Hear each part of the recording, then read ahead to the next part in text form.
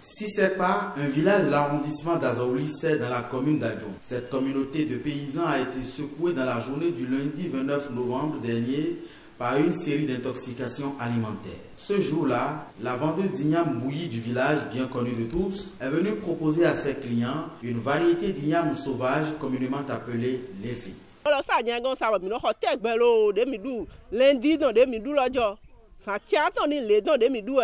Fio biye dahle san tiantoni me ma momere e ma do gbeje de susuru ma gbeje gan e ma do video susuru di ma se fi ho no re du te vie no re susuru ben do to hwe wi ya ra ne mi wa ho wa fi bo mo ma de ni wa to hwe mere du te vie bi se ni wa ye be yo po le to hwe mi o me ho le ai te vi mi ho ba te vi a hun he te vi la da ya re fe te vi da yan da te gbe mi no ho san tiantoni no de wa da mi ho wa sun nevo.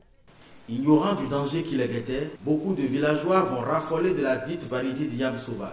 En moins de 48 heures, l'hôpital de zone d'Adjon va recevoir une quarantaine de victimes. La fois passée, elle a préparé d'igname là et elle a commencé par vendre aux populations. À notre grande surprise, les enfants ont commencé par faire des vomissements et ils m'ont appelé. Et je leur ai dit d'appeler la dame là et de lui arrêter de ne plus vendre ça aux populations. Lui-même, celle qui vend, son enfant qui est au dos aussi a commencé par faire, ce n'est pas amusant. Plus de 50 personnes ont été victimes de cette drame-là dans mon village.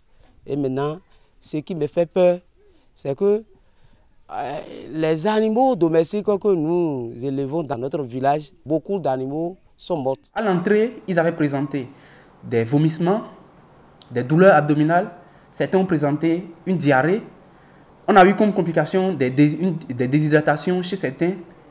Et puis, avec des déshydratations qui ont évolué vers une prostration, une léthargie chez certaines personnes qui ont nécessité en fait des soins urgents.